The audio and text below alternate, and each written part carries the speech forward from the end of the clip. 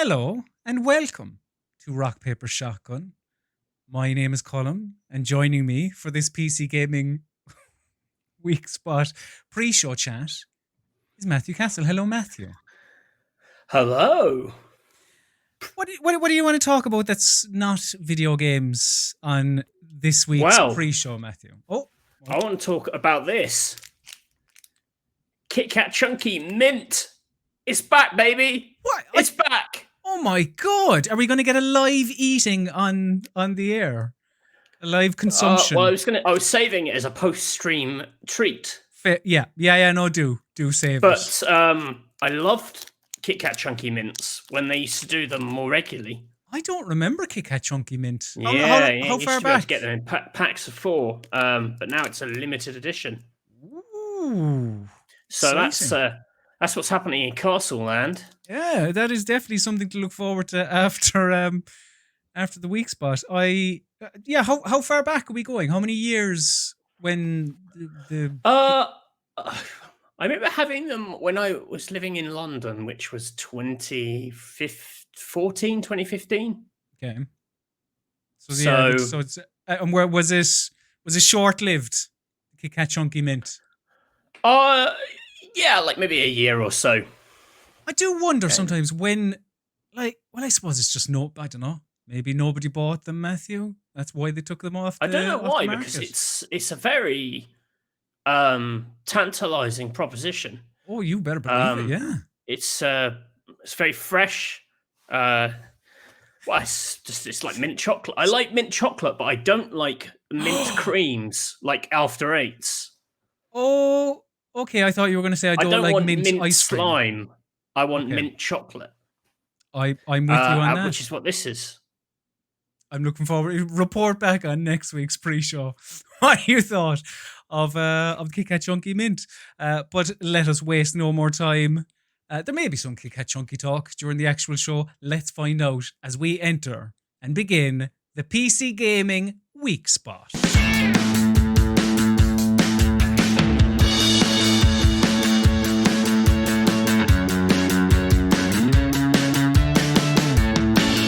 Hello and welcome to the PC Gaming Weekspot, your recap of the last 7 days in PC video gaming. My name is Colm Ahern, and joining me on today's edition of the PC Gaming Weekspot, just a little bit different to shake things up, it is the one, the only, it's Mr. Matthew Castle. Hello. Hello, Matthew. How are you? I'm all tucked up. Ready for Spielberg. Feeling good. Smelling bad.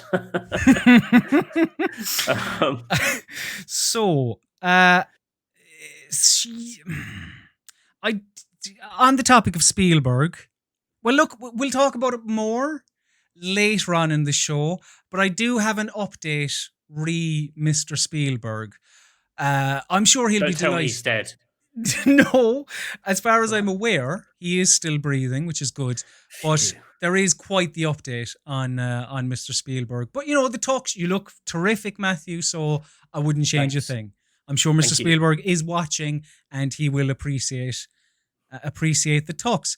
But Matthew, as we always do, before we get into the meat of the episode, I want you to open that gob, and not for a Kit Kat Chunky Mint, that's for after the Weekspot. I want you to crank open that gob because I've got some little information snacks for you. Good. Nom, nom, nom, nom, Info nom, snacks nom, nom, for his gob. So, in PC gaming in the last 7 days, a few little stories for you. Video game film director Paul W.S. Anderson. He last week, that was the appropriate response, yes. Last week he said Mila Jovovich has a, quote, flirtatious relationship with one of the cats. What are they called? Palicos, is it? In the upcoming Monster Hunter film. Which is not a fan of Paul W.S. Anderson, Matthew, no. I'm guessing. No. She's very skinny, and if I know anything, our cats like to rub against very sharp objects. So maybe they like her because she's quite sharp and bony, like her elbows and knees. An angular woman, I've always said it. She's a very angular... She's one of the more angular actresses, I'd say. Mm-hmm. So maybe that's why the cats like her. Perhaps. That film's going to be absolute dog shit, isn't it? Yes. And 9 years after its launch, popular 2D Minecraft-alike Terraria has had its final ever update called Journey's Actual End. And that's because I believe previously they'd released an update called Journey's End, but then they added a little bit more. Terraria, Matthew, did you ever take your fancy? Ever interested? Not really, because and I had the same reaction to Minecraft. There's just so much going on in there that I feel very afraid and stupid whenever I play those games. I'm right there with you. Yeah. So I know that they're super smart, but I ain't got the guts for it. Too smart. Pretender to the Breath of the Wild throne, Genshin Impact, is getting a new area for players to explore on December 23rd called Dragon Spine. Still haven't gone back to it, Matthew? I know you weren't too hot on it. I played a little bit, but not a huge amount, just tinkering around. Like, it is it's a good time killer, a time waster. Either or. Yeah. Season 9 of PUBG is beginning soon, and the biggest addition is a new map called Paramo. It's 3x3, so it's one of the game's smallest maps, and unlike the game's other locations, Paramo is dynamic.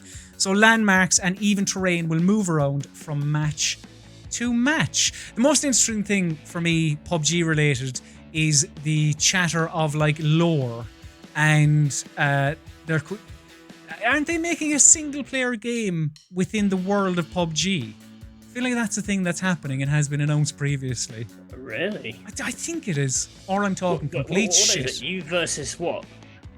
I don't know. 99 AI characters? I don't know. Could be like, have you ever seen The Condemned starring Stone Cold Steve Austin and Vinnie Jones? A classic movie. I only watch cinema. Keanu Reeves is a man who appears in cinema every now and again, and apparently, I didn't know this, he owns a motorbike company. And, cleverly, his motorbikes will appear in Cyberpunk 2077. Very convenient. Isn't I've it? actually heard, apparently Keanu Reeves is famous for giving motorbikes as gifts on films to like he's famous. He's like famously nice to the crew. Oh. Like, I think everyone on The Matrix got a motorbike. Even those who didn't know how to ride a motorbike. It's just like, here's a motorbike. Yeah, you have to. Yeah, and that's the tragedy, is that you basically got all these people who are like set decorators dying in horrendous motorbike accidents. So they all felt obliged to ride Keanu's gift to the grave. And 10 years after it was first released and 5 years after its final episode, Blizzard have announced that they won't be updating StarCraft 2 with any new substantial content, they say. They'll keep it ticking over, but don't expect anything major to come to the game. StarCraft 2, Matthew, you know, you're talking about being scared of Terraria or Minecraft or whatever. There's a game that terrifies me. I just can't. Oh, it's too much. Terrifies me as well. It is just too much. It's too much. But there, you can close that gob now, Matthew, at least for your information snacks, and then you can open it again for some meaty news as we get into headlines and hot takes.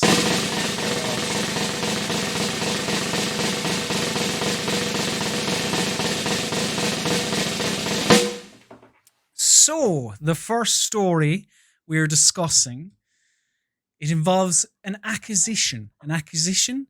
An acquisition was the word I was looking for, not an accusation. But No. Rockstar... Unless you're about to accuse someone in dramatic fashion. Rockstar Games have bought Ruffian Games and have made them Rockstar Dundee.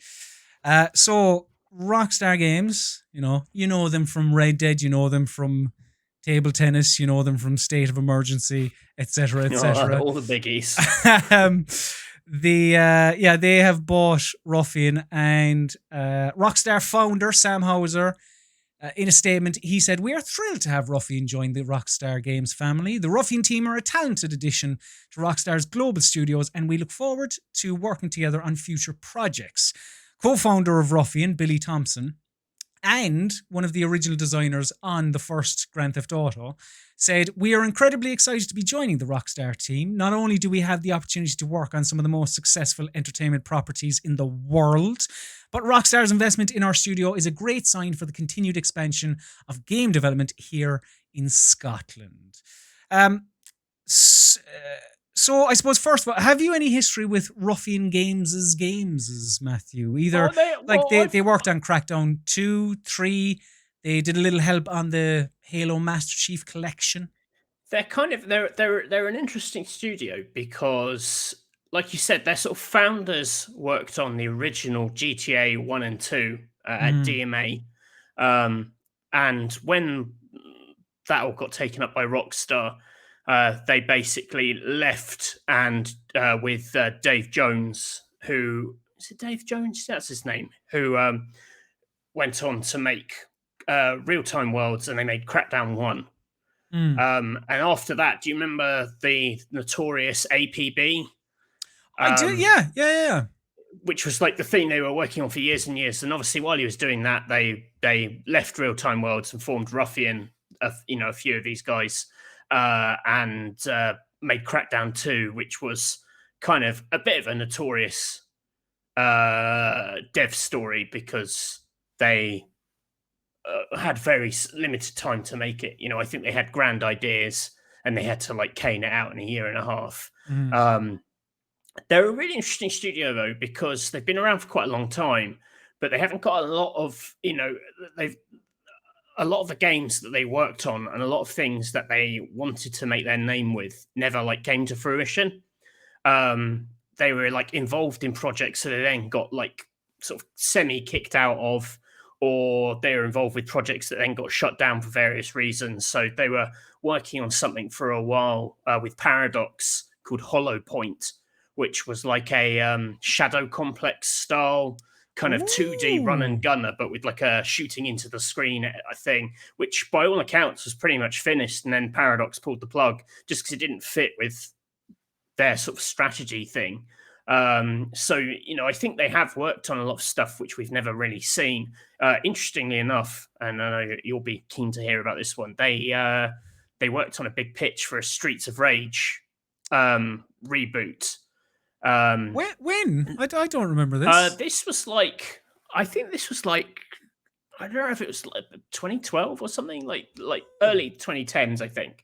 And there is footage of it online. Like it's a 3D game. It's not a 2D side scroller, but it's like quite an honest depiction of what Streets of Rage would look like brought out into 3D. Interestingly, I think it is semi-connected to some of the stuff we'll talk about later, because they sort of pitched it, almost got to do it. Sega loved the idea and then apparently gave it to their Sega Australia lot, who may or may not have been involved with Golden Axe. So I feel like Ruffian's a studio that like deserved to have a lot more games come out, and maybe like we didn't really get a good sense of like what they would have been about, like left to their own devices. So, I mean, did you play Crackdown 3, which was the most recent? Yeah, but Crackdown 3 is it's quite hard to attribute bits of it to different people, because Sumo worked on like the meat of it, didn't they? With Yeah. I think they did the campaign, someone else did the multiplayer, and then there was the whole cloud thing, which again was Dave Jones post Real Time Worlds, was meant to be doing this incredible cloud tech, which I did see the demo of at Gamescom about 5 years ago, and it was amazing. And then it just never ever manifested in the final game. I feel like that's the story from anyone I've heard. I didn't see it, but from anyone I've spoken to who has seen it, it's like it looked incredible, but yeah, we didn't really. It didn't really come to fruition, sadly. So yeah, like they've worked on a lot of stuff. Apparently, that they were very involved with Rise, the Crytek game. Oh yeah. In that they were working on the multiplayer and basically created a combat system that was very different from the campaign, and was arguably, in their words, was like the better part of the game, to the point that Crysis were just like, why are we even making this if these other people are going to make like the bit which is good? And they kind of got booted out of the whole process because of that. It's sort of shown the Crytek team up in their account. There's a really great article about Ruffian on Kotaku UK, which unfortunately is no longer a thing, so you can't read it, but it is cached on bits of the internet, so you can maybe dig it up. And it's like a big history of Ruffian. And so they're, an interesting studio. I mean, I don't know is this the happy ending, like getting absorbed into just the Rockstar, machine? Because like you can't credit. It's very hard to credit any particular Rockstar game to any particular Rockstar studio because they just throw this international network at every game. Yeah, Rockstar San Diego, Rockstar Toronto, Rockstar now Dundee or whatever. Yeah, I mean, it fits. It's kind of like, I guess, sort of poetic to see them come full circle and sort of return home. And it's nice that they sort of reinforce these sort of Scottish roots that they have. But at the same time, like, I feel like Ruffian didn't have their sort of day in the sun that they maybe deserved. They felt like a studio who were maybe like one game away from like coming up with their Rocket League or something. They're like a kind of a mid-tier, like an indie studio with a bit of financial heft behind it that could have maybe made the step. But if this is the wise decision, and then good on them for securing their work and whatnot. I mean, it does sound like, from looking at the statements, that they will be working on, well, it's, Rockstar properties, and in all likelihood, I suppose, Grand Theft Auto. But that could just be like, you're making the horse bollocks. So it could be like, well, I suppose, just, a kind of a brief aside. What do you foresee Grand Theft Auto 6 or whatever it is? Like, what is the next Grand Theft Auto? Because the popularity of GTA Online, maybe some would say, and with, say, Laszlo leaving, the other Hauser leaving, like, big powerhouses within the writing room of GTA, like them or loathe them, whatever, like these were people who brought you these stories. Like, do you see maybe them doubling down on GTA Online, or do you think the next GTA will have a strong single player component? I mean, I don't tend to follow this stuff too closely, just because, like, I find the Rockstar rumor mill is like very tedious and often. So and so's LinkedIn was updated with a voice acting gig. Right. I thought the only thing I had read that whatever GTA 6 would likely be like a less sprawling project compared to like Red Dead 2, for example. Like, maybe implied that in GTA Online, like, they have a kind of such a substantial thing that is popular. It's a bit like the Minecraft situation. You don't make Minecraft 2, do you? But will they keep making single player campaigns alongside online updates? Maybe. It'd be a waste of a huge amount of talent not to, because not everyone there's a multiplayer designer, they will make more games, of course they will. But they very much will. Just come back and have another go at not America.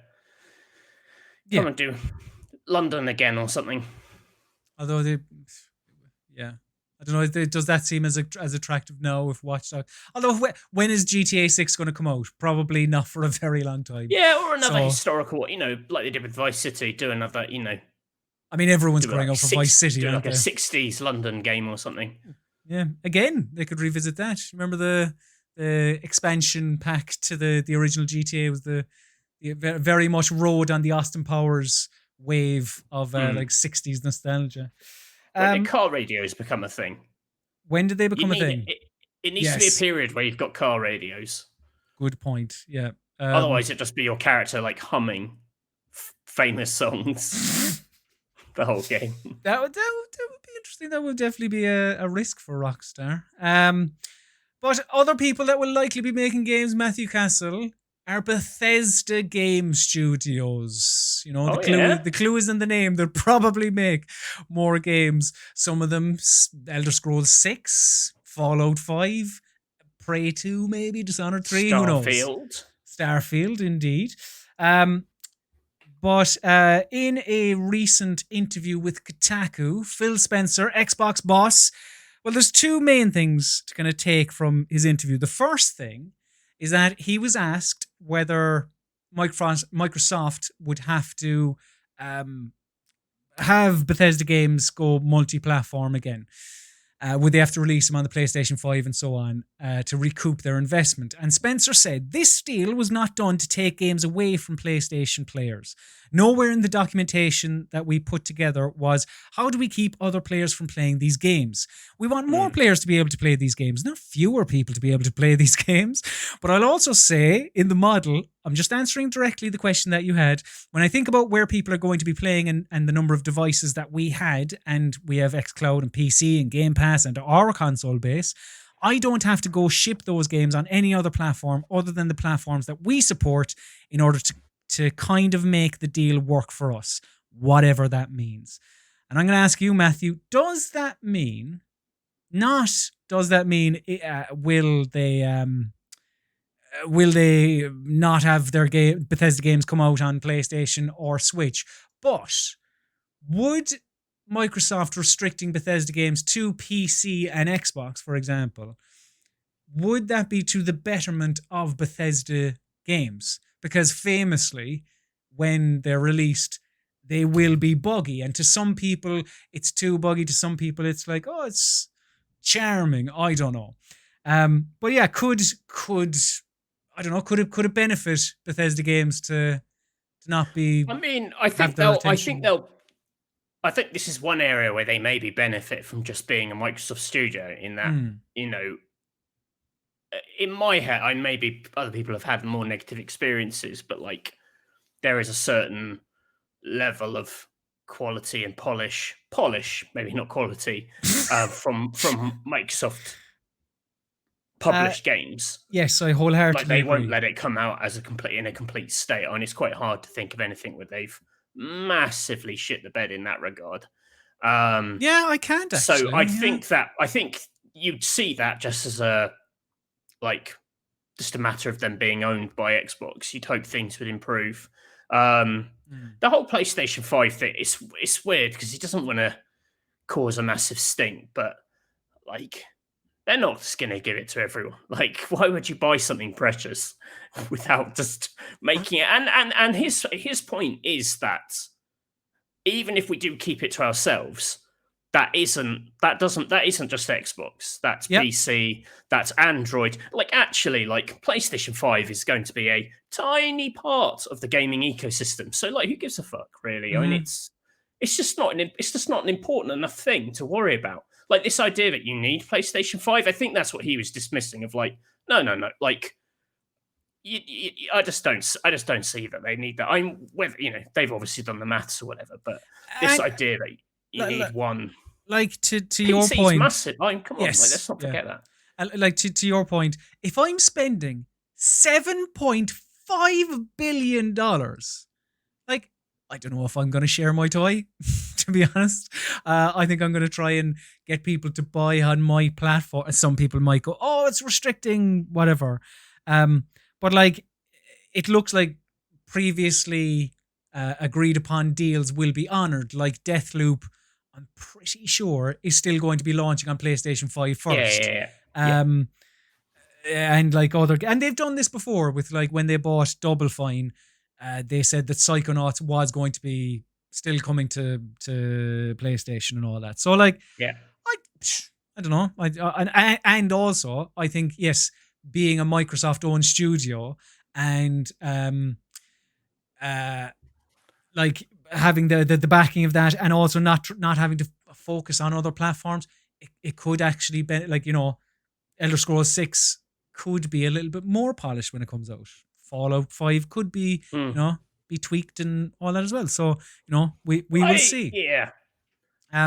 There's a tiny chaotic part of my brain that, like, secretly longs for the good old days where like all the consoles were we had the childish console wars. Like they were actually quite good fun as part of the excitement of being an owner of one of those machines. Like there's this like I don't know, almost like this sort of like we're all gamers together, and that's fine. It's nice when all the executives come out with each other at the Game Awards and Oh say yeah, I that forgot that. we're Yeah. all one community, da da da da. But it's also implied that like everyone has access to everything. That there's this thing of like, oh, you'll buy a PC and a console, and it's super expensive. Like I remember when we were like teenagers, you only could afford, if you could afford a thing, you had one thing, and that kind of sense of you wanted the idea that like the people you were giving your money to were going to bat for you and were trying to give you the best time. So like I'm a big Nintendo guy, and when they got those sort of Capcom exclusives, Resident Evil 4, whatever, like that was great. I was really sort of banging the drum for Nintendo and all of that. And this whole kind of I think it's okay for them to be a little bit tougher with each other, because otherwise it all blurs together. Like the machines are so similar in terms of what they actually do. It's pretty boring. It's not very juicy, is it? I mean, I know that.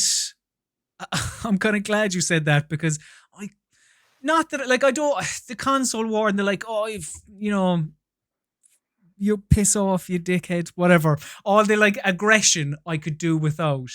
I mean, admittedly, like the nostalgia I have, like social media didn't really exist in the same back then it'd be like, I like Nintendo, and now it's like, you hate Nintendo, so I'm going to get a SWAT team to go around your house and shoot you, because the modern age is disgusting.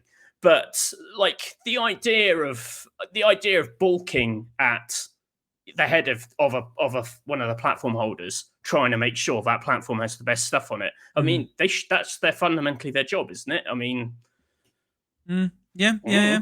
And speaking of former console exclusives, well, not former. Oh, yeah, it's only anytime there's been an entry in this series, it's been a console exclusive, I think. You'll fill me in. Banjo-Kazooie and Conker. Also in this interview with Kotaku, Phil Spencer was asked about Rare's previous properties and said whether Rare will ever get a chance to revisit them. And Spencer said, quote, I leave it up to the studios in terms of the things that they want to go work on. I have a lot of respect for Rare and the work that they do. They do like building new things, and they've seen success with Sea of Thieves. I think they're really excited about Everwild, but also the response to Battletoads was nice. And I think the Delilah, I'm not sure how to pronounce that, but the studio that made Battletoads did a good job with the game. And so I think it's just always a balance. I suppose, I wonder, firstly, in Spencer's quote, where does he say? I leave it up to the studios in terms of the things that they want to go work on. I mean, to a point, yeah. Like, yeah, to a point. But is there any love for, say, a Banjo-Kazooie or a Conker anymore, Matthew? Like, I know we've seen it with, say, Crash Bandicoot, and that's, made Activision so much money that they made a new game. Yeah. Like, could you see similar with say Banjo-Kazooie first before Conker? Like, could we see a Banjo-Kazooie Insane Trilogy type thing? I mean, I think they'd be wrong to, because they don't really hold up. I don't think they really hold up. I played them as part of Rare Replay. Yeah. They had and they're quite old. I might be the wrong person to ask, because I'm not a big Banjo-Kazooie fan. I think they're quite weird, overrated games. Like, if anything, the one on 360, this Nuts and Bolts, at least is a bit more distinct, even though it has nothing to do with Banjo-Kazooie, and a lot of people don't like it because of that. At least weird is an interesting one. Why the original weird? Banjo-Kazooies were like not very good Mario 64 clones. I think, but there's this huge nostalgia for them. I don't really get it, but then I don't get it with Spyro thing. I'm a bit of a Mario zealot. If it's not Nintendo first party. I mean, you even like Sunshine, don't you? You even Super Mario Sunshine, which is Yeah, that's all right. much maligned. But I mean, like, I don't. I actually think like they've with the games they've done since Nintendo, Viva Pinata, Sea of Thieves, mm, they are interesting and they are their own things. They've got an interesting sense of humor, like the idea of penning them in and forcing them to just make make the games old things. make the old things, which weren't even that good. I mean, to begin with, it seems mad to me. I'd rather they had the ability to make interesting stuff, via the same kind of with the same kind of vibe, I guess. Like I didn't play Banjo when it first came out, N64 or on the 360 nuts and bolts. But I have played games that have come out since that have been like spiritual successors or homages to the collectathon platformer like Banjo, and I just think the format is a bit tired in 2020, and like if you booted up Banjo now, like if you've no nostalgia for it, as say I don't, and I actually I did when I got Rare Replay, and I just played it just to have a look, and mother of Christ, Matthew, no, can't be dealing with that at all. The most annoying. It's not cute. It's not charming. It's annoying, and that's just. I don't know. There is clearly an audience out there, as you say. There's a lot of nostalgia for Banjo, but I'm just like, I don't know. If anything, Conker's a bit more interesting. Like, it's a really weird game, Conker's Bad Fur Day, and I remember like literally sticking my hand down the back of sofas to get enough coins to kind of buy that back in. Was that because it was like there's curses in it and like a giant shit? Well, it was like there's parodies of Saving Private Ryan and The Matrix, and I was like, I don't know, 15 or whatever. It's like laser targeted at me, that kind of stuff. And it's a really weird game. It's rock hard. I found it funny at the time. I don't know if it holds up. I've not replayed it. But I remember finding it quite kind of as an attempt to make a comedy game where like jokes are like the central mechanic. Like it has a context sensitive button, which becomes like whatever action it needs to be to make that section of the game work. It's quite interesting. I just wonder, like if I was 14, 15 playing Conker's Bad Fur Day, because I didn't have an N64, so I remember that coming out, and I saw it in magazines and stuff, and I was like, oh, it looks so cool. But like, I don't know if that would. Yeah, maybe that's the thing. Maybe they made games that were so of their time that actually you remember them fondly because they were perfect for when you played them. And now it's better that they make things which are, perfect now. I don't know. I think they're like sweeter as well. I think there is something to be said for like Sea of Thieves is quite endearing because it's like a nice place to be. It's a nice world. It's got a nice attitude. It's actually pretty family friendly, which like I would say is like the big problem with most developers these days is actually family games outside of Nintendo are terrible. Yes. And the idea of having quite a sweet studio making quite sweethearted, and Everwild looks like it's going to be a quite caring, kind game as well with, a natural, love of the natural world. There is something to be said for, not to be schmaltzy, but to kind of tick those boxes. It doesn't all have to be Gears of War and like just the nightmare fuel of like Naughty Dog's sort of bludgeoning dogs with pipes. No, I agree, and even that, like I don't think a 13, 14-year-old who plays like a new shiny version of Conker's Bad Fur Day now. I don't know if that's what They did that already. They did the remake on Xbox. Yeah, you're right, yeah. But like, and it was like, like that's what I mean. I think the world was probably in a different place when we were teenagers, and it was exciting to be we were all watching Jackass. We were all playing Conker. Oh we yeah, were all and like, to be edgy today, the game would just have to be horrible. yeah. Like, we do too horrible. No, nice things. That's what we want. We want nice things in this world.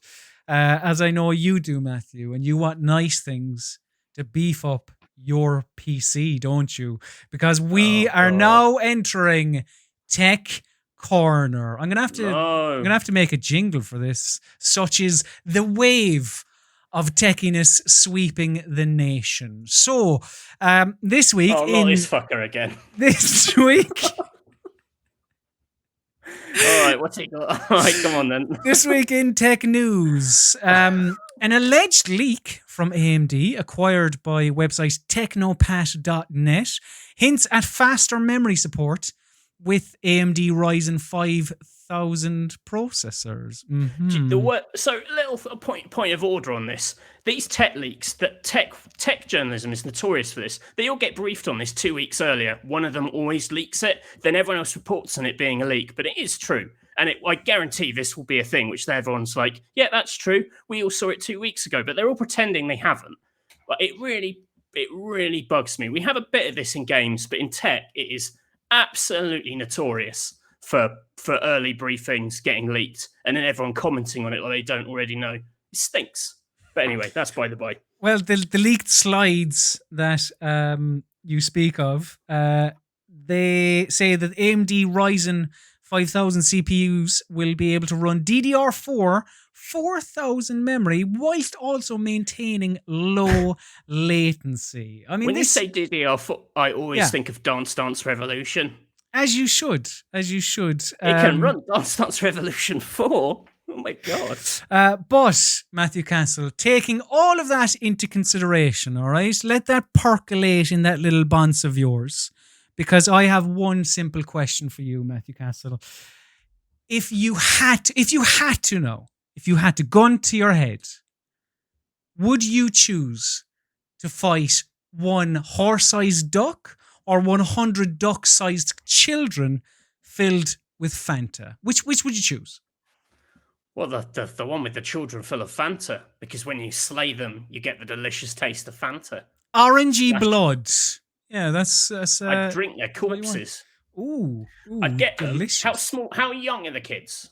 I'm gonna say 4 going on 5. Let's say they're 7 months. 7 months into their head off like a pop, like the bottle of a fizzy pop bottle. Unless you kind of did some arm, got to work on the dumbbells. Under the arm and twist it like a jar. Ooh, yeah, quite. You get a friend to hold the body while you twist the head. Or would you ever get like a jam jar and you're like, oh, it won't open, so you just have to like give it a bit of a tap on the counter. So maybe you do that as well. So you crack it open and drink the Fanta from within. Yes, like a giant screaming coconut. Ooh, delicious. And that is your news, your headlines and hot takes. That's great. I love Tech Corner. It's your headline. The people love it, Matthew. That's what they're crying out for. But yeah, that's your headlines and hot takes for this week. Sort of. Because we're going to do a little bit of an amalgamation here for the next bit. As we get into show and tell. Show and tell. Show and tell. We can't afford a proper jingle. It's meant to be jingle. So this is the part of the show where myself and Matthew discuss the games that we've been playing over the last week. And I cannot talk about one of the games I've been playing without speaking about a news story that was doing the rounds the other day after Sega announced their big 60th birthday celebration. All happy and, Sega 60 years, this is brilliant. And what Sega announced was they were going to be releasing 4 free games, kind of demos, basically. And one of the demos was for a game called Golden Axed, because this was a prototype that Sega, as you were referencing earlier, Matthew, Sega of Australia, they were working on back in 2012, I think it was. Yes. And then Sega Studios Australia were shut down in 2013. So that's why Golden Axe was well, it was going to be called Golden Axe probably, but that's why it became Golden Axed. And Sega, when they announced that these games were going to be releasing on Steam for free, the prototype's programmer, Tim Dawson, took to Twitter. And Dawson, who was on our stream, our indie games at PAX EGX. Yes. Yeah. So, yes, Dawson was not entirely impressed about this news because Dawson said, woke up to the surprising news that Sega is releasing the Golden Axe prototype I coded in 2012 under crunch conditions. At least I'm not alone. This appears to be a surprise to everyone I know who actually worked on it. And if you haven't seen it, it's a very interesting Twitter thread, but you should seek it out. It's on rockpapershotgun.com. Because Dawson goes into the fact about 14-hour days, management expectations, and how there was also talk of a Streets of Rage prototype as well. Dawson did say, this project was my personal nexus of nightmare hours, inept management, industry realizations, and heroics achieved with a small team under unreasonable conditions. So it's an odd feeling to see it surface 8 years later without context, credits, and with a joke title sequence. Now, Sega themselves did issue a statement on this, sort of an apology of sorts, and they updated the Steam description of the game as well, because previously they said that, where is it here? Yes, in the Steam description it said, it may be janky, may be buggy, it may be an artifact of its time, and blah-de-blah-de-blah-de-blah. But yeah, they took that out, which is only right, respecting the work of the people involved. But yeah, just... I feel like whenever a story about crunch comes up, we kind of owe it to kind of bring it to light and all that, especially when publishers, because this is supposed to be, it's Sega's 60th birthday, woo, look at all these games you can get and discounts, whatever else. But, when one of the games that they're releasing, the demos, the prototypes, is like, oh, look at this, God, this is shite, effectively, as well, maybe buggy, maybe janky, blah, blah. But it's like, it's a prototype for a game that never came out. So, and especially, and I think... having any of your work, reframed is bad. I've written stuff for, magazines where then, years later, they'll do features about, these are the scores we got wrong, and you're like, it's one of your scores, and you're like, well, no, I didn't. Fuck you, that was right. Yeah. So, but here, to have something which was a painful memory, resurrected as lol. Yeah, this piece of shit. I wholeheartedly agree. So, have you played it? Yes, I have indeed played Golden Axed, and it's a very, very short demo. I don't think, but all of the games that Sega put out, I don't think are available now, are they? Or are they available for a show? I don't know. But yes, to answer your question, yes, I have played Golden Axed, and I love this type of stuff, Matthew. Like looking at the quality of this, I think is almost pointless because it's a prototype. You can only expect so much. But I think the premise in 2012 was completely sound to take these properties that are beloved, like Golden Axe, like Streets of Rage. I mean, we've seen the success that Streets of Rage had this year. So I don't think it was an ill-advised move or anything like that. But as you can see, it's kind of, a more realistic-y type of gritty 2.5D brawler. It reminds me of the Conan game from 10 years ago. Yes. Yeah, it is beefy. Oh, totally beefy, and I think there's one quick attack, one heavy attack, and you just move through the level as you beat up these baddies, and it's again, I like in an age where you have so many online games or games that are you can only buy through online services.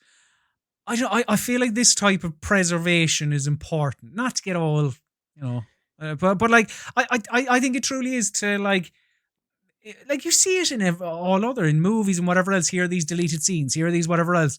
Whereas you don't see it in games quite as much. Here is a build of the game that wasn't released, or here is a game that never saw the light of day. Like it's I don't know. It really interests me. Like it's not. I take umbrage with the fact that they said it may be buggy, it may be janky or whatever in the first place, because I didn't think it was. I thought it played perfectly fine. It was fluid. It was like, yeah, the character movement is a bit jittery or whatever. But again, I feel like it's wrong of me to even say that. Like it's a prototype. But it's just I have. Has it only got the barbarian in it? Yes. Yeah. So you just start the game as this. There's no little shitty, annoying gnomes coming along and stealing all your potions while you're asleep or anything like that, which is good. I was glad I didn't see any of those pricks. But yeah, I don't know. I feel like this, as I said, this type of preserving video games it's important. And yeah, it's shame it happens for such a time-limited promotional window, but. Yes, that is fair. Like if you're watching this now, it's too late. But yeah, I don't know. I could see like Streets of Rage 4 has had a lot of success, as I said. I don't think people love Golden Axe as much. I don't think it's like, this massive fan favorite in the same way that Streets of Rage is. But people love nostalgia. Like, I don't see why, if they ever tried to give Golden Axe a bit of a shine and bring it into 2020, why it couldn't see some bit of popularity as well. So that was one of the Sega games I played. I also played what was it? Endless Zone, which was the Fantasy Zone type game, which was it's fine. And what was the other one? It was a Company of Heroes thing, but it wasn't Company of Heroes. Armor of Heroes. It was a tank, top-down tank thing. Again, all right. The game I wanted to talk to you about, Matthew, was Streets of Kamurocho. Talking about Streets of Rage. So I kind of first fell for Yakuza. All right, yeah, the madness, the craziness, all that. But also, I was going, this is just modern day Streets of Rage. This is absolutely marvelous. So it's a match made in heaven. And what Streets of Kamurocho is a reskinned Streets of Rage 2. I mean, there isn't an awful lot to it past that. You can play as Kiru, you can play as Majima, but both play like Axel Stone. They do the Grand Upper, the Dragon Wing, all of Axel Stone's move. But you can't call the cops in, which is rubbish. Oh no, that was the original Streets of Rage. You shouldn't have been able to call the cops in, so well done, they didn't. But on top of Majima and Kiru, they also threw in the new man as well, Ichiban Kasuga from Yakuza Like a Dragon. But okay. But yeah, it's like, it plays like Streets of Rage 2, so it's you're not going to get anything new in it. But it's really fun because they've updated the world to, whilst the level takes the general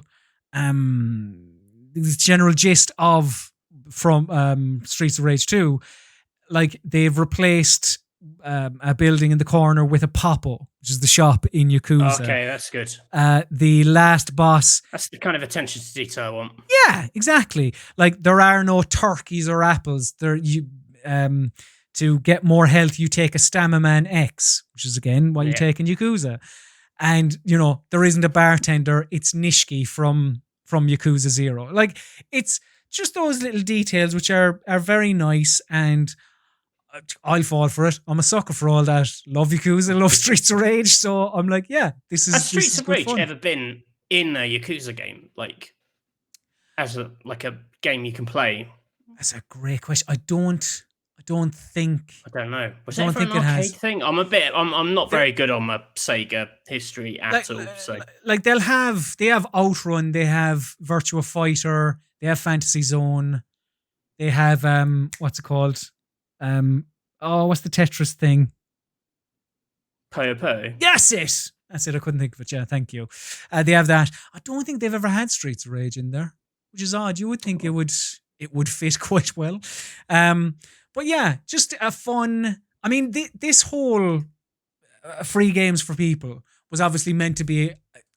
It was marred by the fact that Sega were so flippant about this Golden Axe prototype. It was meant to be a bit more celebratory. Here are some fun things to have that you wouldn't get otherwise. So a bit of a shame in that regard. But yeah, Streets of Kamurocho, fun, enjoyable, throwaway, and Golden Axe, again, not to bang on about it, but it just... And both non-existent. And both non-existent. No, you can't play it anymore, I'm afraid. But yeah, and Golden Axe, it's just that type of like, here's something that, you would have never seen. It's like, it's quite good.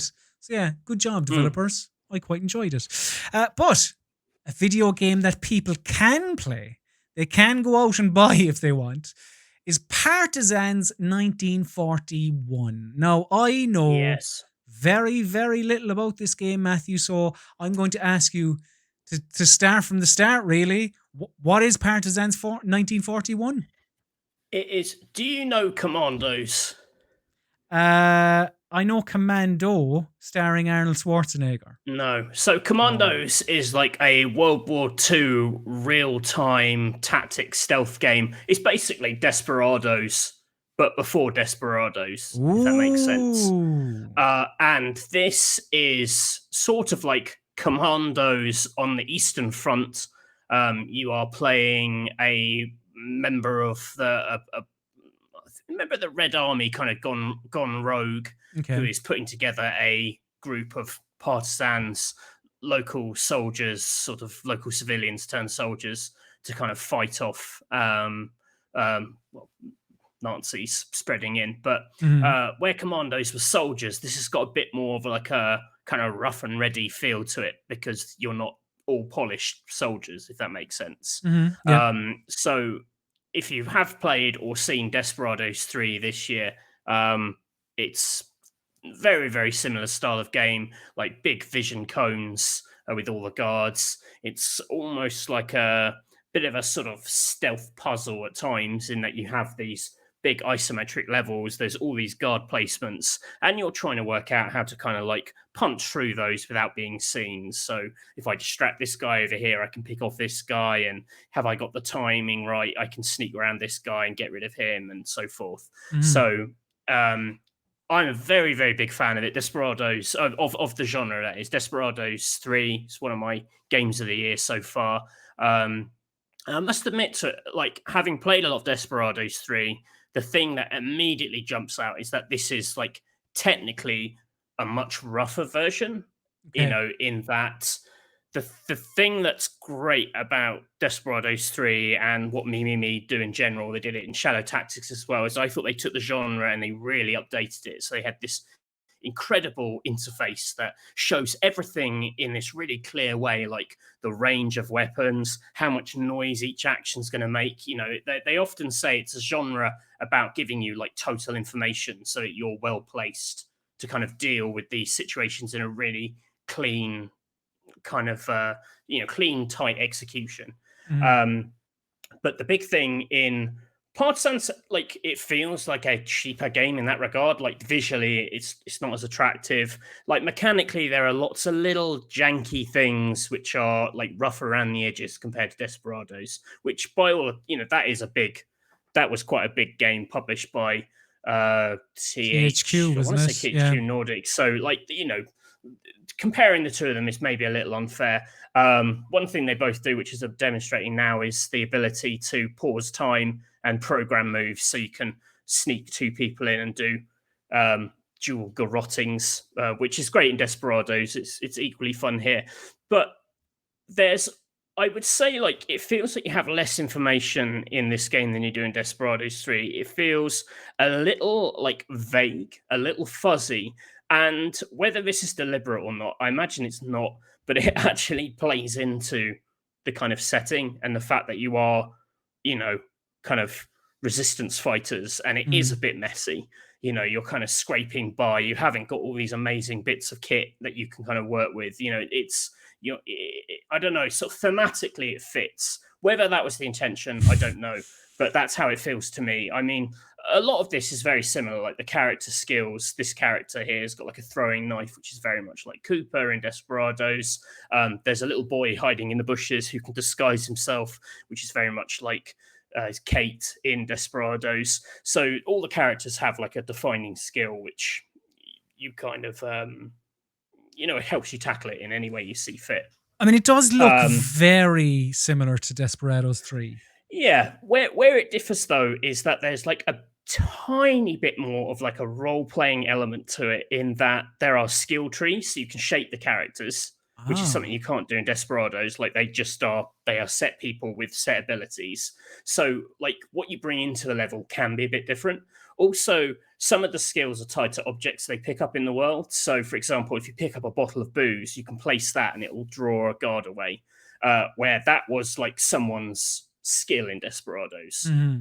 So here it's something anyone can have. So like the characters are a bit more moldable. Like they like lack. I can't work out if that's a strength or not. Like they lack definition compared to Desperados team. Like in Desperados, I felt like I really had to make everyone do. They had a part to play. Here it feels like with the right equipment, one person can basically beast a level. But is there, like in Desperados, there are defined characters and there is a defined story to follow? Is that the same with Partisans, or is it just, like have you any attachment to these characters or the story? Yeah, well, it's a bit more muted. Just because the setting is like, it's not, Desperados is a romp. This is obviously we're having a really shit time here, and there's but like I said, I was saying about the role playing, like there's in the levels you have an objective, but then there are also sort of like little side houses or side areas where you can do like a bonus side objective, like you can take down some extra guards. Because where it really differs is it has this like meta like world map level between the missions, which Desperados doesn't have. Right. Where it's a bit like XCOM. So the soldiers, they're in like a big campaign, and you're basically collecting food and resources as well as items when you're in the level. So like you can risk scavenging, if I take down these guards, maybe I can get into that barn and pick it dry. And then those things in between levels are used for food, is used to keep everyone healthy. And if you run out of food, they'll be weaker for the next level. And resources which can be used to like build new facilities where you can like make ammo, explosives and things. So there's like this higher strategy level. And likewise, that also ties into like you can steal from the local population. So you'll get like better stuff for stealing to use between the levels, but then the morale of the team will drop. So there is some like interesting team management stuff going on. Also, the squad, you get new characters as you go along, and you choose the squad you bring into a level, which you don't do in Desperados. It's dictated. So like I'd say there's like more freedom to it as a whole. Like there's a strategy level to it about how you're building your team. Like, are you healing them between levels, or do you use that time to like try and get XP by doing like bonus missions? You have like a few days of downtime between each mission. So, in the same way with, I know you played the XCOM Chimera Squad this year, and you have that kind of like, how do I use my team when they're not in action? This has got a similar kind of vibe, which I think is like, it's really interesting, and it gives this game like a unique flavor. This, you're looking at the map. This is the camp in between. And it means it isn't just like, I thought it was just like Commandos, but kind of, Eastern Front, but actually it has got its own ideas. What was I going to say?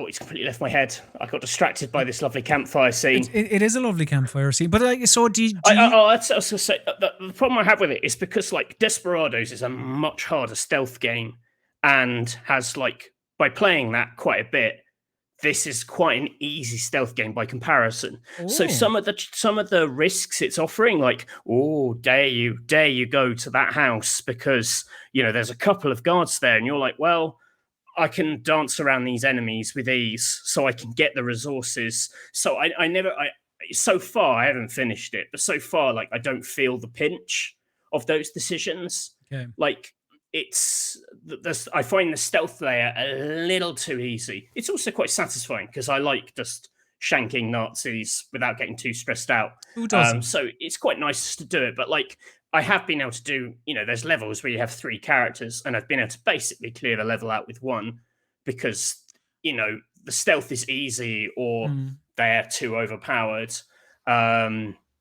So yeah, like it's a little unbalanced. It's a little rough around the edges, but does the world? So you're talking about the stealth being more easy than Desperados. Like, does the world? Does it react to what's happening on screen? Like, wasn't one of your favorite things in Desperados, like, how you can approach a mission however you like? Like, is there a set path here, or can you? Oh no, like, you have the freedom. Like, it's a very systems driven game. Like you've got complete freedom to tackle it however you want with the characters you've got. Like the skills you've given them, the weapons they've got. Like it's got all that. I just think it's quite a lean, not lean. I think it's quite a generous stealth game. Like Desperados gave you these really cool skills, but it could also be quite difficult. Like there were situations where I'd just throw myself at them for hours to try and get it right. Here, I haven't really run into anything like that. But at the same time, it's a genre I really love, and like me were kind of the only people doing it. So to have someone else come along and do this very competent version of it with these extra interesting systems, like I'm really enjoying it. Like it wasn't on my radar at all, but it's got its own flavor. It's just got a little bit of jank that's really annoying. Like with the inventory, like when you hover over stuff, it doesn't tell you what they are. You have to go in and like right click them and then look at information, when you're trying to like make sure the right ammo type's in there. So there's a lot more resource management going on than you have in those other games. It's just little stuff like that. It feels like a first attempt. Like I'd love to see this year do another game. 1942. Tighten up the stealth on it, make it a little bit stiffer, and clean up some of the weird interface stuff. Doors, whenever you click on doors, they often open and close really quickly. So you're constantly there trying to click on a door, and that's really dumb. But that's it. So like, it's if you like these kind of games, this one is well worth looking into. I mean, it's a lot cheap. It's about half the price of Desperados as well. It is a cheaper game. But we should support stuff like this because I want more games like this. So 100%, yeah, no, and the idea of. Sometimes games are that. Sometimes, the first one is almost like not a proof of concept. That's underselling it. But like, it's not that. Like it's fully formed. It knows what it is, and it's got a really good idea of itself. It's just like I don't know. I feel like in Desperados 3, I've played like the most polished version of this genre that there probably has ever been. And so anything after that feels a little rough around the edges. That is very fair. So that is what we've been playing over the last 7 days, and now it's time to play a different kind of game, a more nastier game, a game full of vitriol, hatred, bile, and spit. It is time for Mystery Steam Reviews. It's time for Mystery Steam Reviews. Yeah.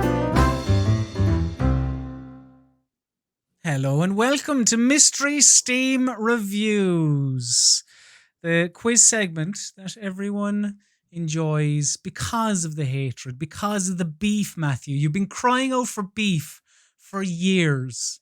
And you've certainly got it. I'm a big beefy boy. No, there are some things that we probably need to address off the top. One being, there was some controversy last week, Matthew. I wasn't even aware until today. What? Last week, I was too fucking good at it. That was the I controversy. think somebody cheated a little bit, didn't they? No. I think somebody cheated a little bit, yes. Because, to be fair, we haven't actually properly nailed down the rules, so maybe that's what we'll do here today. We'll talk shop on the air. Last week, one of your games wasn't released in 2014. Last week, one of your games was released in 2019, according to Steam. I wish I had the person who said this to hand, but I was alerted to this via twitter.com that bullshit. That The Sims 4, I didn't even think of it at the time, The Sims 4 came to Steam in 2019, not 2014. But it came out in 2014! Don't try and rob this from me after the fact, you motherfucker. Well, all right, okay. Well, look, so are you saying that from now on, if we do years, but again, we'll address that later on. If you look it up on Steam, it says release date 2nd of September 2014. Oh, does it? All right. Okay, Jesus. I hold my hands up. All right, fair enough, Matthew. If you look up Titanfall, it says 18th of June 2020, because that's when it was added to Steam. Okay. All right. How dare you? Apologise. I already did. I apologise. No, again. I apologise. Is that enough? Would you like one more? I apologise. So that is the first bit of housekeeping. The other bit of housekeeping, Matthew. Try and stir it up in the comments. Unbelievable. The first bit of housekeeping I wanted to put forward at this meeting, this mystery Steam review meeting, is can we nail down genre? Because last week we said from Wikipedia. So can we just here and now, before we begin this, the 10th edition of Mystery Steam Reviews, can we say that if you use the genre lifeline, you will be getting the genre according to Wikipedia, word for word. Are we going for that? Yes. Okay. All right. Okay. I mean, there's potential with like. I'm just seeing what it brings up. Actually, one sec. I'd say there's been potential for like, because on Steam, when you go to a game's page, it breaks it down as to all games, then the genre, then the game. Yeah. But they're pretty broad. I'd say let's go Wikipedia for the sake of argument. I think so. Okay, that's settled. Nobody can get cross. So now let's get into the 10th edition of Mystery Steam Reviews by reading out the rules. And we're trying out something a little bit different. Mm-hmm. Weirdly, so I just looked it up. And the internet says Sims 4 came to Steam this year.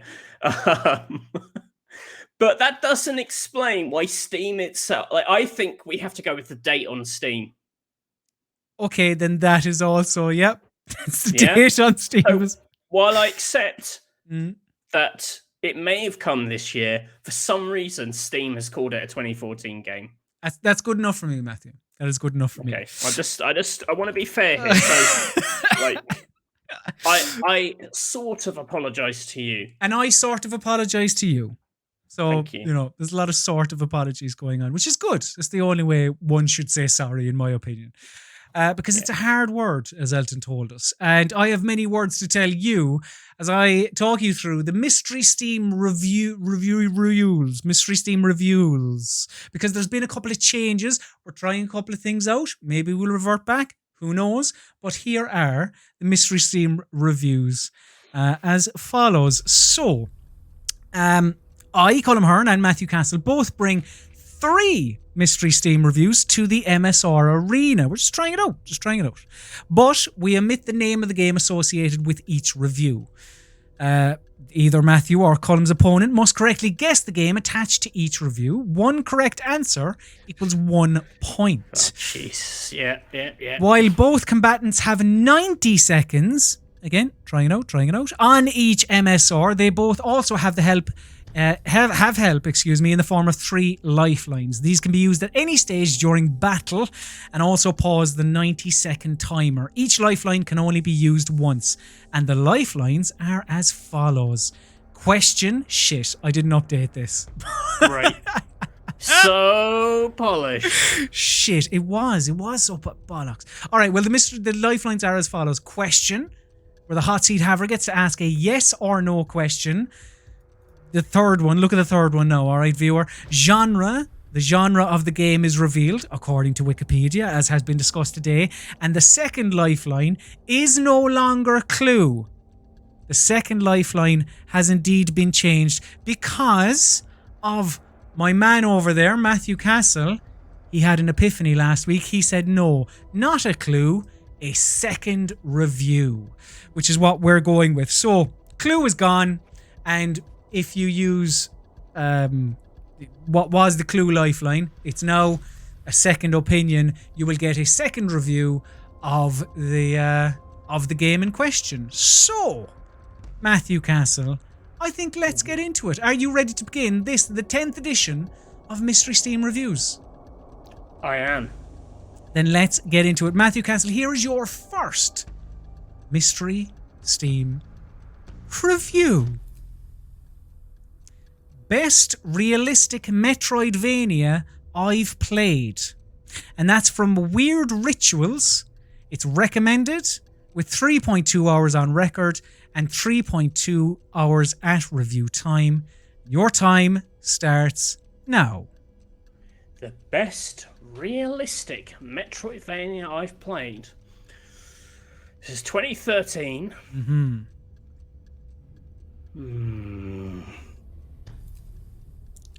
See, 2013, I'm pretty sure, is the year that Castlevania Lords of Shadows comes to Steam, which is technically a Vania. I don't know if by realistic they mean like 3D graphics, but it's not really a Metroidvania, that game. 2013, I tell you what, my knowledge gets pretty hazy by 2013. As does mine. Yeah, sorry. The games are from all the games are from 2013. If I didn't say. Yeah. You know what? I'm actually going to call on my second review. Ooh, right. Okay, we're going to pause. Yeah. We're going to pause the timer there as Matthew enacts his second opinion lifeline. So, the second review of this game is as follows, as Colm pulls it up. Okay, here it is. Mistakenly bought this believing it was a horror game. Instead of being scared, I fell in love. 10 out of 10, would cry again. And the timer is going to be restarting now. A realistic Metroidvania where someone fell in love? What the fuck is that? It's not Oxenfree. That's too late. It's not Night in the Woods. That's too late. A game we fell in love. 15 seconds. Other Metroidvanias, I keep thinking like Shadow Complex, but I wouldn't say that's like realistic. Getting out to the wire here, Matthew. Shite Shadow Complex. It isn't that, but I'm saying that. I will take that as your final answer, Matthew Castle. Do you mean he fell in love with it? Like, you could fall in love with Shadow Complex because it was cool. But I wouldn't say it's a game about love unless you really love that gun that shot the big balls of stuff, concrete. Matthew Castle, you said Shadow Complex. And I can tell you the Shadow Complex is incorrect. The correct... It better not be fucking Castlevania Lords of Shadow. It's not that either. No, the correct answer was Gone Home. How's that fucking Metroidvania game? The best realistic Metro... Well, you go in and out of the rooms, you get the key. That amazing upgrade where you get the front door key. That's it. That's the upgrade you get. A front door key. I thought the second review would put you on the right track. You know, I thought it was going to be a horror game. No, because you said Metroidvania, and Gone Home isn't a Metroidvania unless you're deranged. That's dumb. Matthew Castle, can I have my first Mystery Steam review, please? I can't believe I wasted my clue on that fucking thing. Unbelievable. No other game will allow you to vertical suplex a man the size of a baby elephant via contextual melees, bulldog a zombie, or deliver a spinning back fist to a horde of mutated fellows. Your journey to WrestleMania starts with this game. Deadweight Chan, recommended, 610 hours on record. Time starts now. It's always, the playtime always throws me. 610? No other game will allow you to vertical suplex a man the size of a baby elephant via contextual melees. Bulldog is zombie. So zombie, baby elephants, 2013. Oh dear, Matthew. I might have to use one of my lifelines. Hold on. Zombie game in 2013. Zombie? When did Zombie come to PC? I don't know. There isn't any man size of a baby elephant, is there? Look, they're there to be used. I'm going to pause my timer, Matthew, and I am going to ask for... Yeah, why not? Could I have my second opinion, please? The second opinion is QuickTime Event Simulator. And you gave out to me for Gone Home. Right, restarting the time now. Oh, QuickTime Simulator. I can just think of like Rise. Hold on, what year is this? No, I did Rise. No, you already did bullshit Rise last year. QuickTime Simulator. Oh, what a bad use of my second opinion.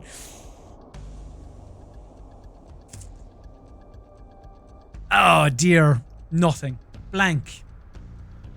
2013. Can't think of going back to 2013. It was it so really long is. ago. Can't think of a single game that came out in 2013. I'm just trying to think what I saw when I was looking up games. Baldur's Gate 2 Enhanced Edition. Final answer. Is that your final answer? That is my final answer, Chris. Yes. You've. So you think Baldur's Gate 2 Enhanced Edition involves suplexing a man the size of a baby elephant? Correct. Oh no, was it an Assassin's Creed? No. Come on. The correct answer, Black Flag, is Resident Evil 6. Okay. I'm not. Fuck, I do remember seeing Resident Evil 6 when I was looking today, though. Look at you trying to pretend like you don't mind, keeping your cool so I look like the bad loser. Bullshit. You're raging inside. Let it out. It's fine. It's fine. Let it out. I know, it's fine. Let it out. 2 more Mystery Steam reviews, I'll be fine. But before we get into my other 2, Matthew, here is your second Mystery Steam review. Finally, I understand Vass's monologue about what insanity is. And that's from Jackie Cola. Great name. It's recommended 75.1 hours on record, 74.4 hours at review time. And your time, Matthew Castle, starts now. Well, you've done this before where you've just picked something which is just so obvious that it's Far Cry 3, but I can't remember. I'm very bad on the years of Far Cry 3. But this feels like it's not, because A, that would be bullshit if you had done that, just picking it. But you're not above bullshit. I think we've proven that week after week. Because you don't play fair and you pick bad reviews. You're wasting your own time. You're wasting your own time. This is my section. I can use it this time however I want.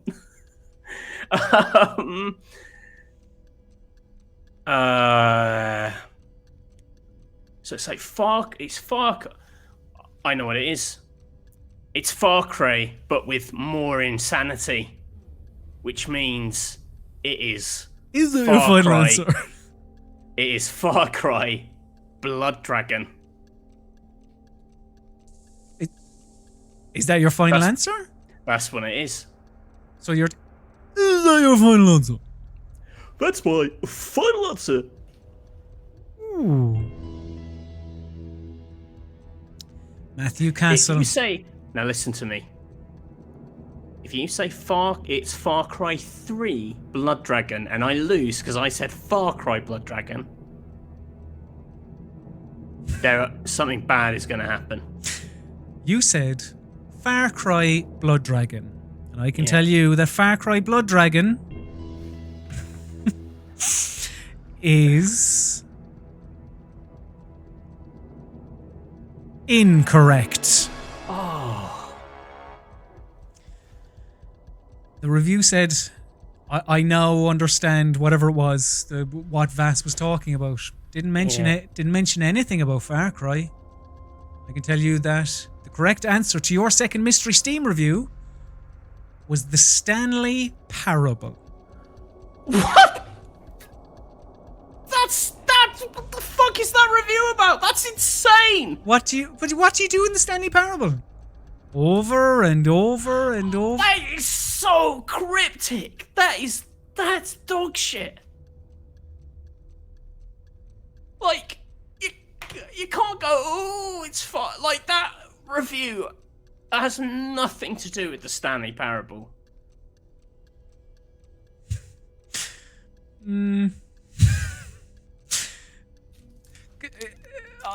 Maybe that was a little unfair. No! Don't start eating your Kit Kat Chunky Mint, Matthew. That was meant to be a treat afterwards. Oh no, I've made him cross. I'm sorry, Matthew. Maybe that was a little bit much. Fucking Stanley Parable. I played the Stanley Parable, and it's like, if you go, Stanley Parable, I know, I'll use a weird fucking vase metaphor bullshit. You're an idiot if you wrote that review. Whoever wrote that review is a fucking idiot. Can I have What's my username? Just let me find it again. It was Jackie Cola. I now hate Coca-Cola because it reminds me of Jackie Cola.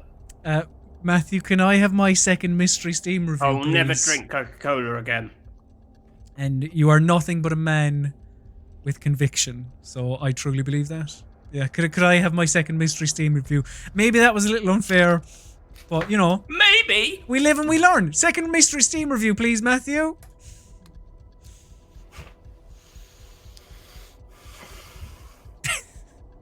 You play as the Forrest Gump of the Wild West, says Bacon Brad. He recommends this game after 7.2 hours on record, 6.5 hours at time of review. Time starts now. Now, I think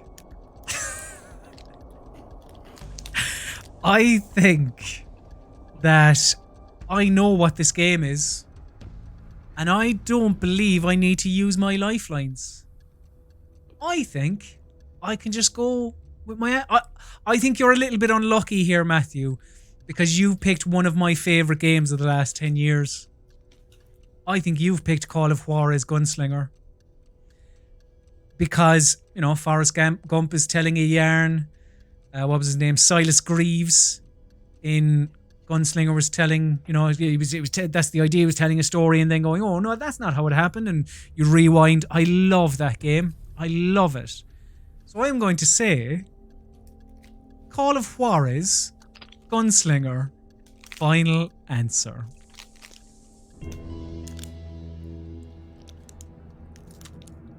You're just unlucky there, Matthew, I think. Because, like, who remembers that? Colm does. Is that your final answer? Yes, Chris, that is my final answer.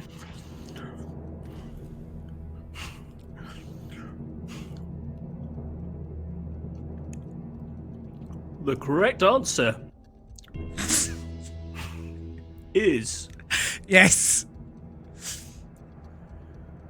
Call of Juarez Gunslinger. Yes. Get in. Get 1-0 to the column. Excellent. Delighted. Delighted. Again, just unlucky, Matthew. That was a good one. Just, you know. You live and you learn. Matthew Castle, I have your third and final Mystery Steam review for you. This is to make it level, to go out with your head held high. Here it is. I'm scared of you now. I'm not from the US. Are all US presidents like this? Says Charlie Lee Ree.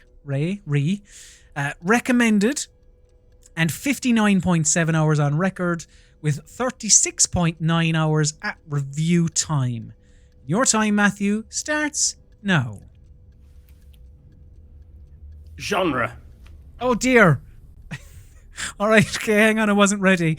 What's that clock, you fuck? Matthew Castle Give me the genre. is using his genre lifeline. You let the clock go down, you bastard. You don't know how your own interface works.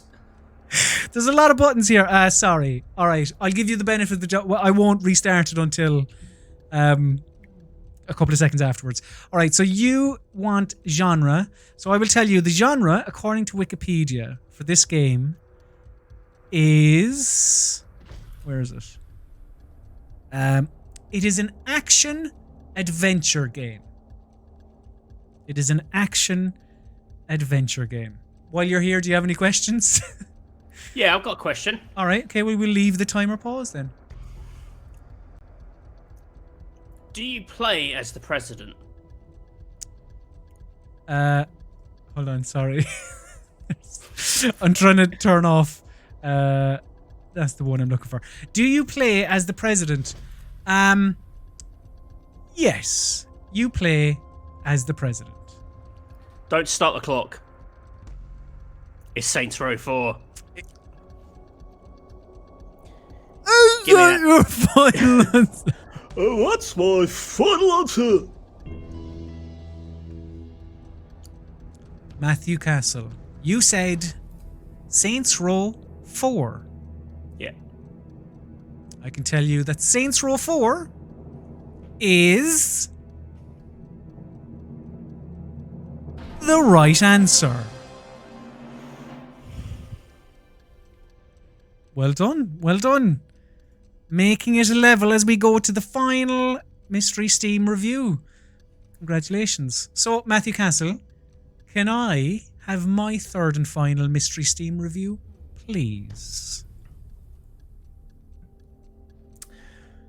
The only bad thing about this game is that...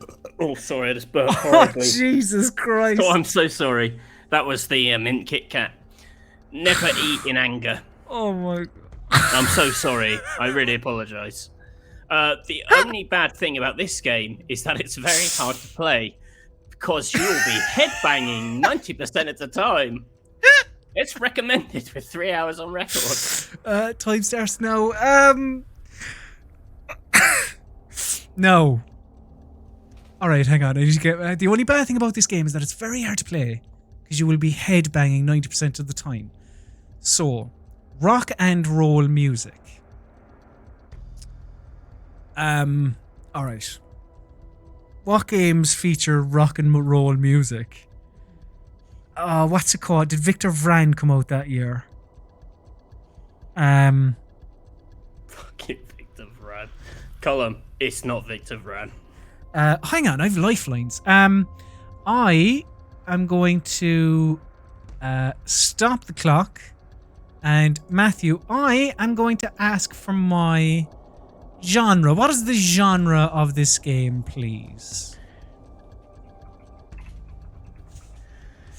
According to Wikipedia, of course. It's an action-adventure video game.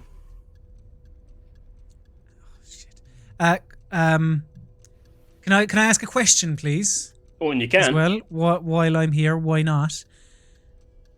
No, I have to think of a question very quickly. Music. It's already saw there's music involved. Do you are there cameo? Are there celebrity? Are there Are there cameos from musicians in this game?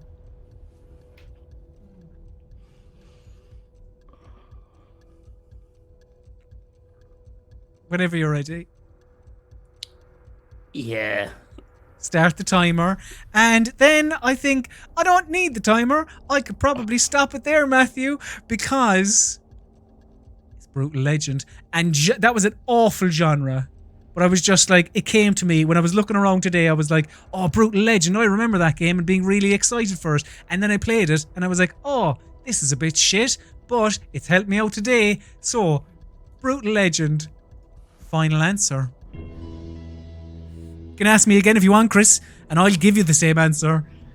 Is that your final answer? It is indeed, Chris. If you get this game correct, you will win today's game of Mystery Steam Reviews. You will draw the overall... What is it? A championship? I don't know. Sure. Whatever. It's the overall competition will be a draw. If you are correct. I'm going to have to make that final answer clip longer. The correct answer is Brutal Legend. Yes. Yes. Yes. Delighted. I don't like Brutal Legend at all. And I only know, like, I forget about it occasionally and then I'm somehow reminded of it and I'm going, oh yeah, that was a poor game, wasn't it? And I... it was only when I was looking up games for 2013 that I was like, oh yeah, that game. I think I even went looking for mystery. Come back, Matthew, come back. It's all fun and games. It's all laughs and jokes, you know? Fucking, that is the worst review of the Stanley Parable I've ever seen. That is Go back to that slide for a second, actually. I can't remember which one it was. Was it this one? Yeah. How did they play it for 75 hours?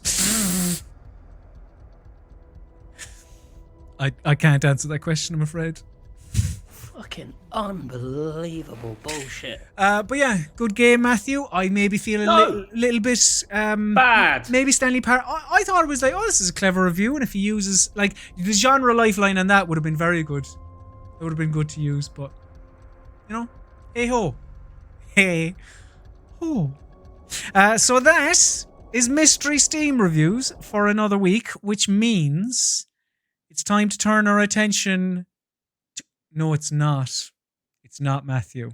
Before we get on to the next segment, we have one more bit of housekeeping. We don't. It's addressed in the next bit. Burning questions.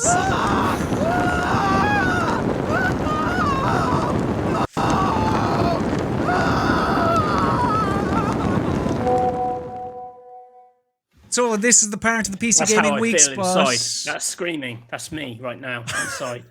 This is the part of the PC Weekspot where we turn to you, our lovely live viewers, and ask for your questions.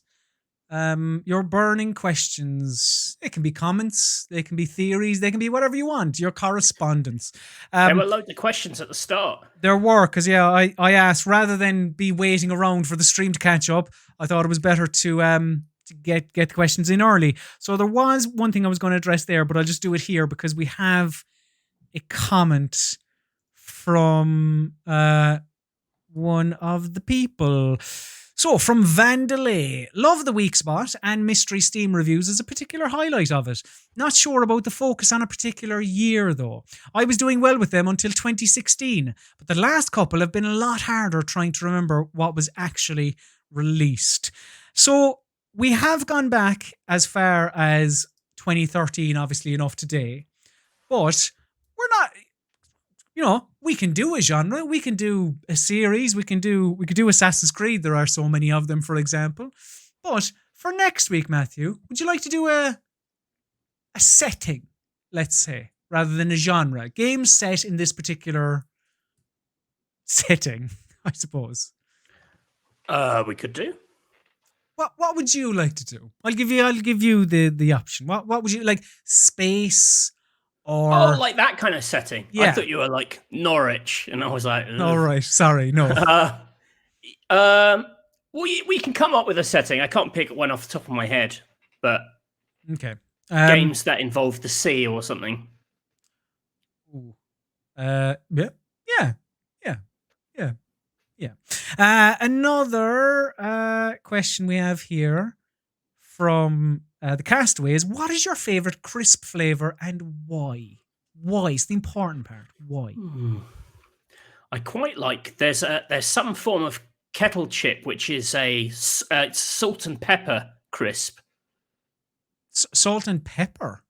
Yeah, it's like cracked pepper and sea salt. See, I thought, well, what would be your more standard favorite crisp flavor? I like all those. I like Doritos. I know. Chili Heat Wave would be my Dorito of choice, but I feel like Dorito is even in a different league to crisp. That's like Doritos is almost like its own thing. And like, you know, for your bog standard crisp flavor, like your cheese and onion, your salt and vinegar, your What about is like chili, like a sweet chili and something? Is that? I suppose, yeah. Yeah, I suppose it is because you can get. I only really eat dinner party crisps. Yeah, fuck! I didn't realize I was speaking to the elite here. Of standard crisp flavor, I do like cheese and onion, but yeah, if there is a chili heat wave, sweet chili type of thing on offer, that one. That's what I'll be having. Thank you very much. We have another question here from Mog, who actually prior to the show gave us a £10 super chatty thing. So thank you very much, Mog. Spend on crisps. To spend on some sweet chili crisps. Mog said... Buy Kit Kats. Mog said, well, first asked about our opinions on the Golden Axe controversy, but I suppose we've gone through that. But also Mog said, why is Tech Corner going from strength to strength? And I don't know, why do you think that is, Matthew? Why do you think it's going from strength to strength? I hate it. Yeah, see that I feel like Matthew's sort of aggression towards it and everyone else's love of it is that's the kind of that's the sort of mood and the, you know, anything could happen. I think it really works for Tech Corner. Iggy Pop Barker asked, having just unclogged a sink, what everyday household activities haven't yet been made into a video game? I think a lot have. More often than not, they won't be the main activity of the game, but like a very. I don't know if there's a very like a VR loading the dishwasher, like trying to slot everything in. There's job simulator. I don't know if there's dishwashing, loading the dishwasher and that. Like job simulators, taking out dead animals that your cats have brought in. That's a new one, yeah. Yeah, more often than not, the dead animals that are in video games you've killed. Yesterday. 3 dead mice. Oh, did you see how they ran? The next question is... They didn't. From... That's the point. The next question is from Elias. And Elias asks, if you could take one console exclusive game and bring it to PC, what would it be? Super Mario 64. Sorry, Matthew. What would it be? Breath of the Wild. Okay. Not about Genshin Impact. It's fine. No, because I'd like a good version of that, which is Breath of the Wild.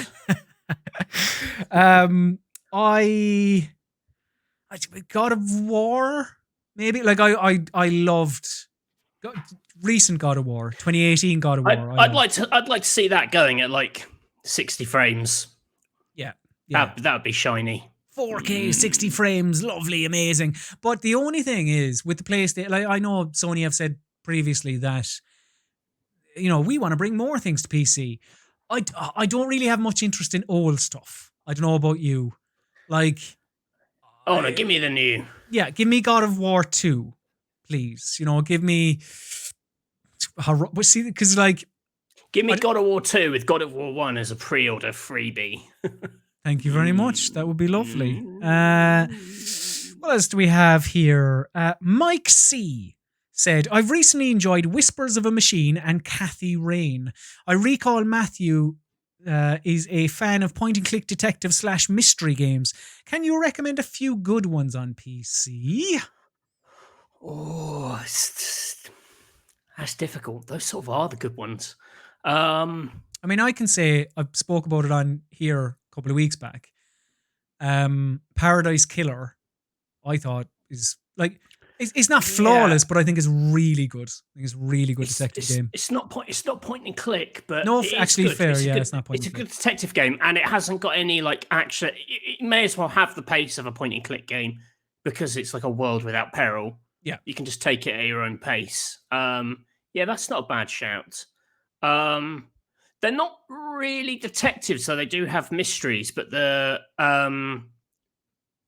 like the Zero Escape games are good. They're more like visual novels with like escape the room point and click elements to them, but they're really good stories. The Danganronpa series, if you've not played them, they're on PC. They're good murder mysteries. Again, not like, I wouldn't say they're point and click games per se. They're more like Ace Attorney, but they're good, like they're actually good murder mysteries. The overall stories I don't care for, but the cases themselves are very good. Very good. Guy said, I teach a class of 10-year-olds who love it when we play dicey dungeons as a class. Any suggestions for school-appropriate games that people can take turns on / play communally? I find it mad that a class of 10-year-olds are playing dicey dungeons. Do you know what we had? Actually, I've just remembered another one. But do you remember Quick Snooker? Did you have that at all? I remember we played, was it a browser? No, I don't think it was a browser game. It was just this like top-down snooker where like you clicked on the cue, pulled it back, and then let it fire at the balls. But it was sweeping my school. You know, it was amazing. But I was going to say, someone at some point later on in my school life, even though the game had been out a while, they installed Half-Life on the school computer. So I do remember that. Yeah, but that's not like a teacher. That isn't like. Oh, I know. But I'm just, we're going to be playing Half-Life. It's a good history lesson. Good history lesson. I mean, Assassin's Creed. You can't take, because I'm looking at it from the school angle and the educational angle. Like, I mean, we had this terrible like sort of edutainment thing. It was like isometric set in ancient Egypt, but it had like the slight feel of it might be like an isometric sort of RPG, but it was very much teaching you.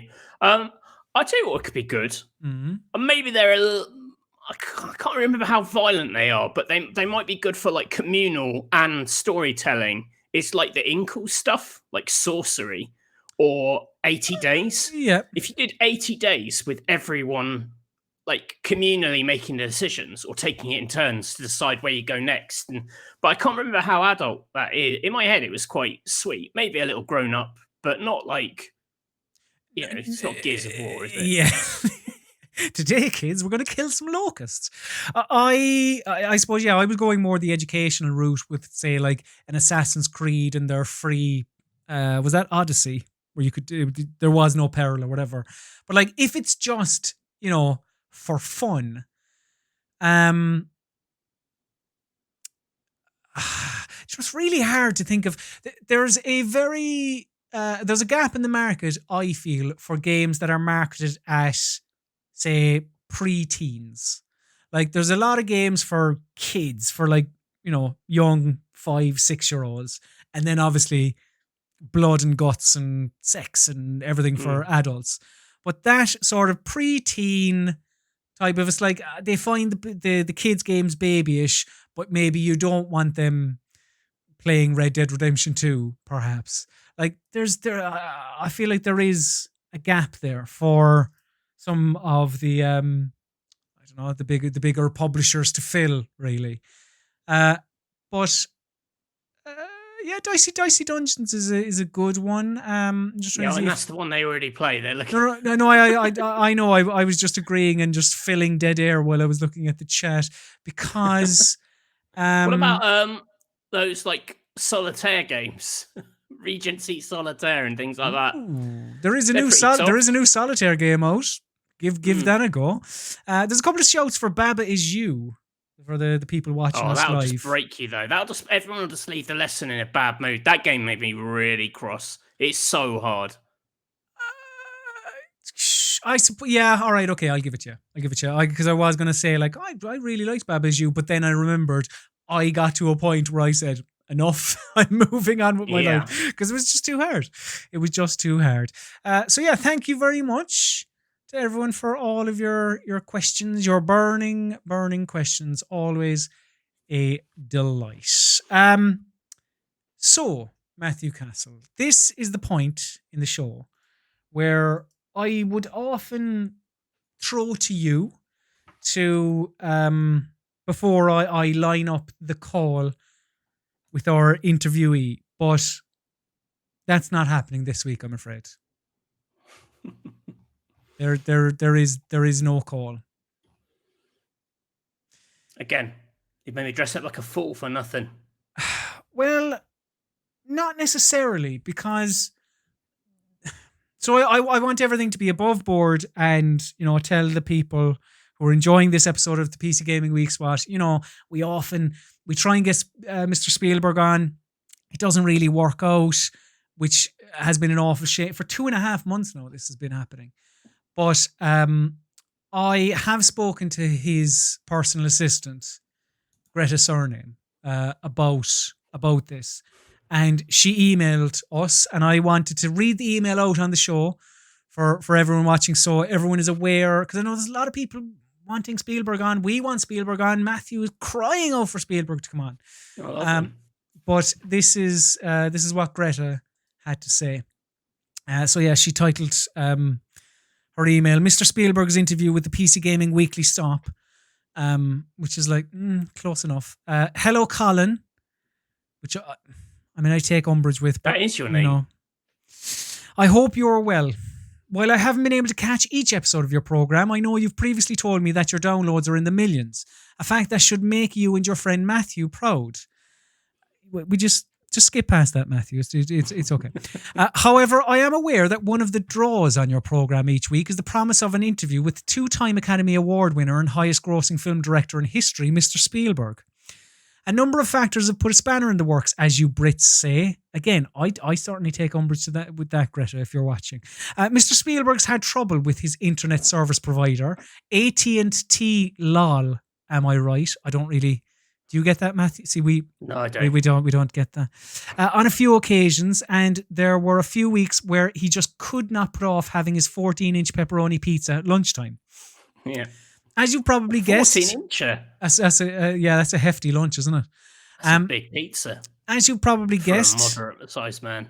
As you probably guessed, Mr. Spielberg is a tad frustrated by everything that's happened over the last 2.5 months, and is asking that the interview be rescheduled, maybe even for some time in 2021. However, I think I could potentially talk Mr. Spielberg around if you and I were to discuss the matter further. We could even do it live on the October 26th edition of your program. Okay. I look forward to your response. Kind regards. And as you can see, this is her, Greta Surname. She signed it there. There's her email signature, but I obviously blurred out the bits because I don't want to. That would be unfair. Yeah. Fantastic. So we're gonna talk to her. We're gonna get Greta live on the. So I suppose, Greta, you emailed me today, and I'll give you my answer here. We'd love to have you on.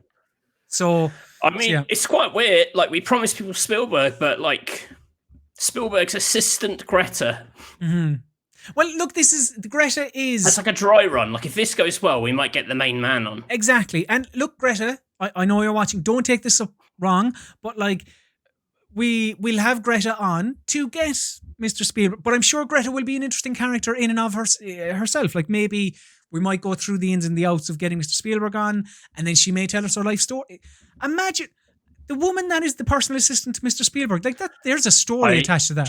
She's probably got some crazy stories. She's probably seen some shit. Indeed, she has. So, like, I think, it'll be great to have. Oh, I'm quite excited Greta. about that. I mean, it does mean we won't have Spielberg next week, but Spielberg's assistant, Greta. Yeah. So next week on the show, on the 26th of October, Greta's surname will be on the PC Gaming Weekspot. So Nice. that's something to look for. Again, we're smiling because we're happy. We're smiling because we're happy. Yeah, indeed. So That's cheered me up after the horse shit of Mr. Game reviews. that just about does it for this edition of the PC Gaming Weekspot. Thank you very much to everyone for watching live on youtube.com/rockpapershot. If you never want to miss a live streamed edition of the PC Gaming Weekspot, you should subscribe and then ring that bell. That way you'll be notified of all future editions when they go live. Also, if you want to chat to some like-minded people, join the RPS Discord. I don't mention this enough. discord.gg/rockpapershotgun. Also, if you'd like to hear more from either myself or Matthew Castle, you can follow us on social media. I am at Colm_Ahern. Matthew is at Mr. Basil_Pesto. But most importantly, for all of your PC gaming needs, head to rockpapershotgun.com. An enjoyable edition of the PC Gaming Weekspot, Matthew.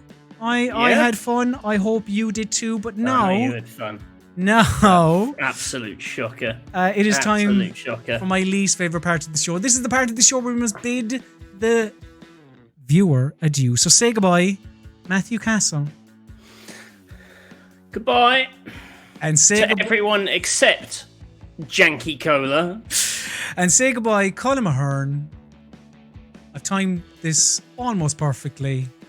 Slán go forward.